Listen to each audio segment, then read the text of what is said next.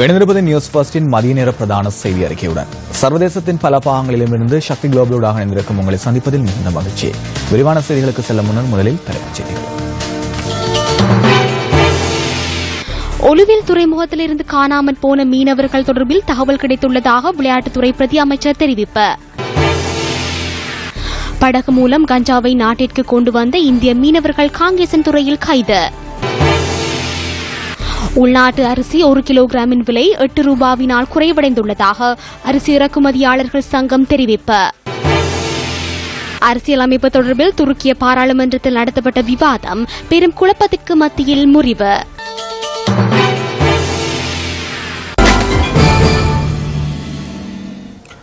ஒலிவில் துறைமுகத்திலிருந்து காணாமற் போன மீனவர்கள் தொடர்பில் தகவல்கள் கிடைக்கப்பெற்றுள்ளதாக விளையாட்டுத்துறை பிரதி அமைச்சர் தெரிவித்துள்ளார்.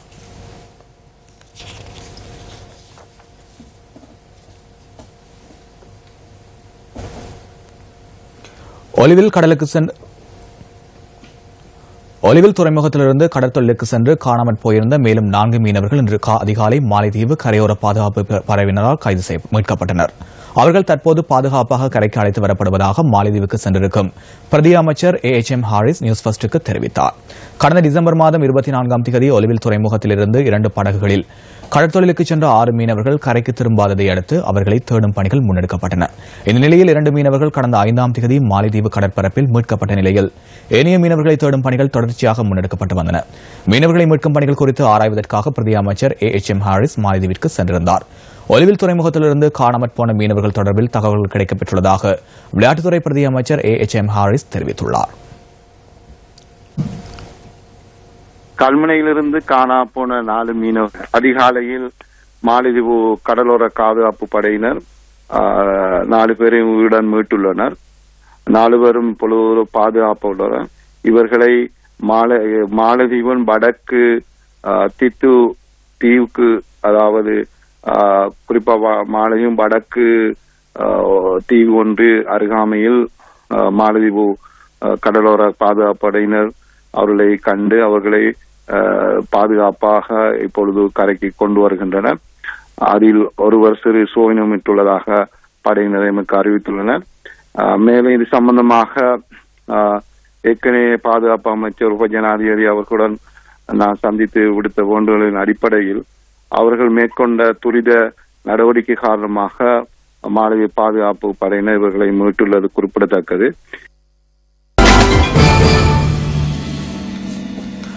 உள்நாட்டு அரிசி 1 கிலோகிராமின் விலை 8 ரூபாவினால் குறைவடைந்துள்ளதாக அரிசி இறக்குமதியாளர்கள் சங்கம் தெரிவித்துள்ளது.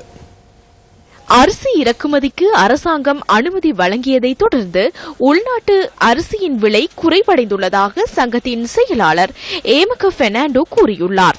அரிசி மீதான இறக்குமதி வரியை 65 ரூபாவால் குறைப்பதற்கு அரசாங்கம் கடந்த 6ஆம் தேதி நடவடிக்கை எடுத்திருந்தது. அதன் பிரகாரம் அரிசி இறக்குமதி தீர்வை வரியான 15 ரூபாவை மாத்திரம் அறவிடுவதற்கு அரசு நடவடிக்கை எடுத்திருந்ததுடன் இதன் மூலம் தனியார் வர்த்தகர்களுக்கும் அரிசியை இறக்குமதி செய்வதற்கு அரசாங்கம் அனுமதி வழங்கியிருந்தது. இதன் மூலம் அரிசி 1 கிலோகிராமை 76 ரூபாவிலும் குறைவான விலைக்கு விற்பனை செய்ய முடியும் என அறிக்கையொன்றினூடாக நிதியமைச்சர் தெரிவித்துள்ளது. வவுனியா தேக்கவத்தை பகுதியில் ஒருவர் கொலை செய்யப்பட்டுள்ளார். அடையாளம் தெரியாத சிலர் மேற்கொண்ட தாக்குதலில் குறித்த நபர் உயிரிழந்துள்ளதாக போலீசார் தெரிவித்தனர். 29 வயதான இளைஞர் ஒருவரே கொலை செய்யப்பட்டுள்ளதுடன் சடலம் வவுனியா வைத்தியசாலையில் வைக்கப்பட்டுள்ளது. இளைஞரின் தலையிலிருந்து ரத்தம் கசிந்துள்ளதாக தெரிவித்த போலீசார் இதுவரை பிரேத பரிசோதனைகள் இடம்பெறாததால் காயமேற்பட்ட பகுதி இதுவரை அடையாளம் காணப்படவில்லை எனவும் குறிப்பிட்டனர். குறித்த இளைஞரின் தாய் வெளிநாடு சென்றிருப்பதாகவும் அவரின் மனைவி யாழ்ப்பாணத்தில் வசிப்பதாகவும் போலீசார் தெரிவித்தனர்.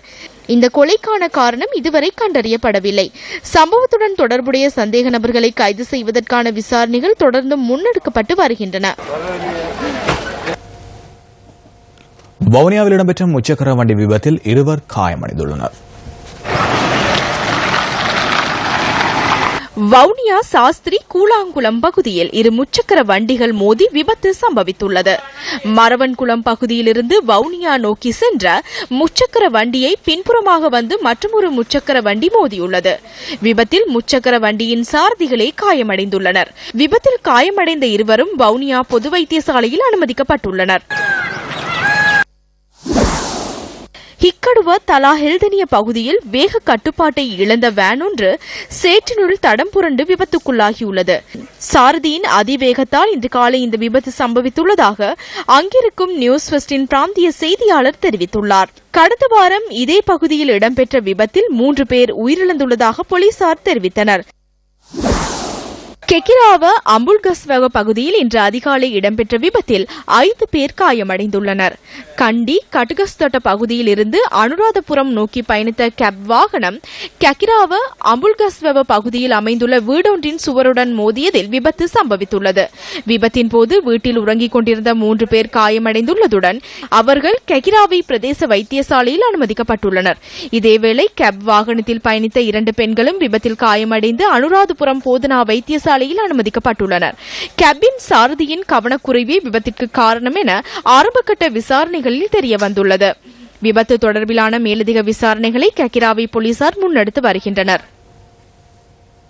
படகு மூலம் கஞ்சா போதைப் பொருளை நாட்டிற்கு கொண்டு வந்த இந்திய மீனவர்கள் 2 காங்கேசன் துறையில் வைத்து கைது செய்யப்பட்டனர்.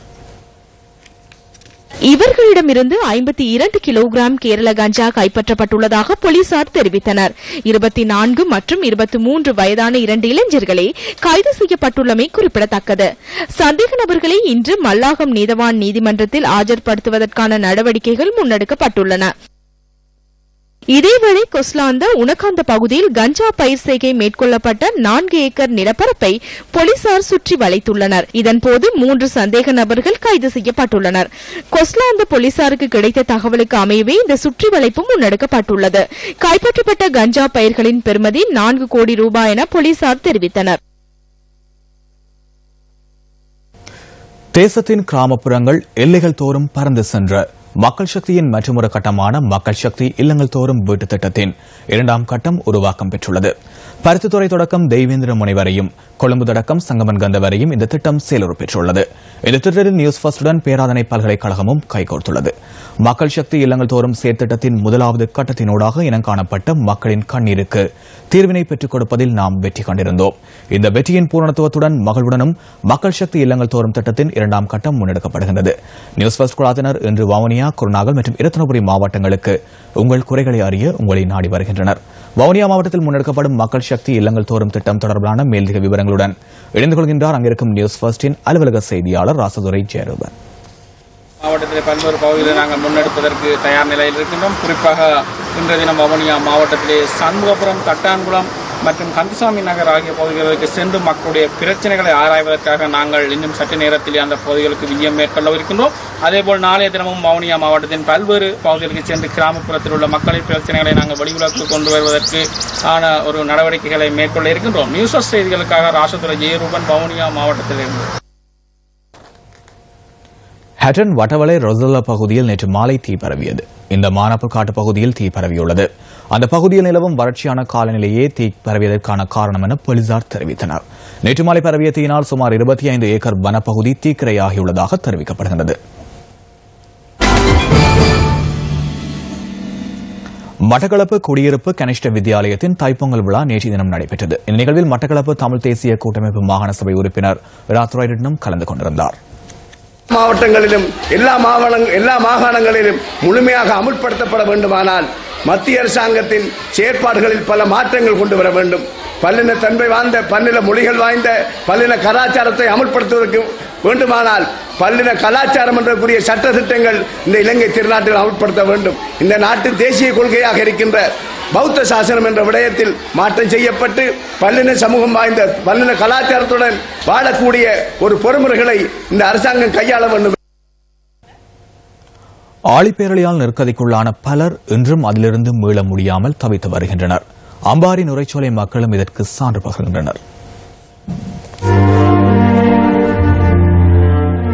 2000 2004 ஆண்டு டிசம்பர் 26 சுனாமி பேரலை பல ஆயிரக்கணக்கான உயிர்களை காவு கொண்ட அந்த தருணத்தை எவராலும் இலகுவில் மறந்துவிட முடியாது.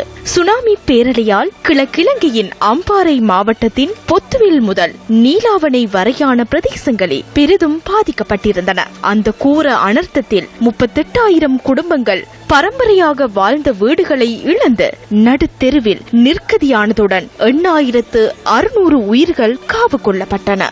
மேலும் பல ஆயிரக்கணக்கான குடும்பங்கள் வீடுகளை இழந்து அகதி முகாம்களில் தஞ்சமடைந்தனர். 2005 ஆண்டில் சவுதி அரேபியாவினால் நுரைச்சோலையில் வீடுகளை நிர்மாணித்துக் கொடுப்பதற்கான திட்டம் முன்னெடுக்கப்பட்டதுடன் சகல வசதிகளையும் கொண்டதாக 500 வீடுகளும் கட்டி முடிக்கப்பட்டன. வீட்டு வசதிகளற்ற மக்களுக்கு இந்த வீடுகளை கையளிப்பதற்கான ஆயத்தங்கள் முன்னெடுக்கப்பட்டிருந்த சந்தர்ப்பத்தில் குறிப்பிட்ட ஒரு சமூகத்தாருக்கு மாத்திரம் வீடுகள் வழங்கப்படுவதற்கு எதிராக உயர் நீதிமன்றத்தில் வழக்கு தாக்கல் செய்யப்பட்டிருந்தது. 3 இனத்தாருக்கும் விகிதாசார ரீதியில் பகிர்ந்தளிக்கும்படி உயர் நீதிமன்றம் தீர்ப்பு வழங்கி இன்றைக்கு 8 வருடங்கள் கடந்துள்ள நிலையில் இன்னமும் வீடுகள் கையளிக்கப்படவில்லை என்பது மேலும் கவலைக்குரிய விடயமாகும். இந்த வருஷமும் இந்த சுனாமி வந்து 12 வருஷமா பெய்து நாங்க கடுமை ஆலிசப்பட்டு ரசாவசப்பட்டு எங்களோட பிள்ளைகளுக்கு இருக்கிறது கடமும் இல்லை. அங்கேயும் மிஞ்சியும் குந்தி எங்களால ஏல இந்த சுனாமியால பாதிக்கப்பட்ட மக்கள் 50 பேரும் யாரும் கேட்பாரும் இல்லை, இதுக்கு யாரும் பாப்பாரும் இல்லை. பிச்சியா அவங்களோட பிச்சியா நாங்க கேட்க ரெண்டும் எங்களுக்கு தேவையில்லை. இத்தவரைக்கும் 12 வருஷம் சுனாமி அடிச்சு இத்தவரைக்கும் உதவியும் கிடைக்கல.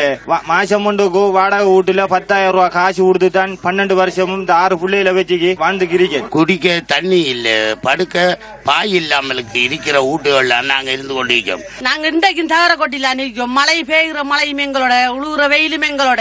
இந்த வீடுகள் அமைந்துள்ள பகுதியில் தற்போது காடுகள் மண்டி கிடப்பதுடன் வீடுகள், கதவுகள் மற்றும் ஜன்னல்கள் கலற்றப்பட்டு கவனிப்பாரின்றி காட்சியளிக்கின்றன. இது தொடர்பாக அம்பாறை மாவட்ட அரசு அதிபர் துசித பி வனசிங்கவிடம் நியூஸ் ஃபர்ஸ்ட் வினவியது. சவுதி அரேபியாவினால் நுரைச்சோலையில் நிர்மாணிக்கப்பட்டுள்ள வீடுகளை வீடில்லாதவர்களுக்கு கையளிப்பதற்குரிய நடவடிக்கைகளை ஜனாதிபதி செயலகம் மற்றும் பிரதமர் அலுவலகத்துடன் இணைந்து முன்னெடுத்து வருவதாக அவர் குறிப்பிட்டார். தென்னாப்பிரிக்காவுக்கு எதிரான 3வது டெஸ்ட் கிரிக்கெட் போட்டியில் சிறப்பான ஆற்றல்களை வெளிப்படுத்துவோம் என இலங்கை அணித் தலைவர் ஆஞ்சலோ மேத்யூஸ் நம்பிக்கை வெளியிட்டுள்ளார். 3வது டெஸ்ட் போட்டி குறித்து கருத்து தெரிவிக்கும் போதே மேத்யூஸ் இதனை தெரிவித்துள்ளார். இலங்கை மற்றும் தென்னாப்பிரிக்க அணிகளுக்கு இடையிலான 3வது டெஸ்ட் போட்டி இன்று ஜோகன்னஸ்பர்க்கில் நடைபெறவுள்ளது. 3வது டெஸ்ட் போட்டி எத்தகைய நெருக்கடி மிகுந்ததாக இருப்பினும் நிச்சயமாக வெற்றியை குறிவைத்து விளையாடுவோம் எனவும் மேத்யூஸ் குறிப்பிட்டுள்ளார். முதல் 2 போட்டிகளிலும் சிறப்பான ஆற்றல்களை வெளிப்படுத்த முடியாமல் போனதாக குறிப்பிட்டுள்ள மேத்யூஸ் விட்ட தவறுகளை நிவர்த்தி செய்து 3வது டெஸ்ட் போட்டியில் சிறப்பான ஆற்றல்களை வெளிப்படுத்துவோம் எனவும் நம்பிக்கை வெளியிட்டுள்ளார். அந்த விளையாட்டுகளுடன் நியூஸ் ஃபர்ஸ்டின் இன்றைய தினத்திற்கான மதிய நேர பிரதான செய்தி அறிக்கை நிறைவுக்கு வருகிறது. தொடர்ந்து மனிதர்கள் சக்தி தொலைக்காட்சி வழங்கும் திரைப்படத்துடன் வணக்கம்.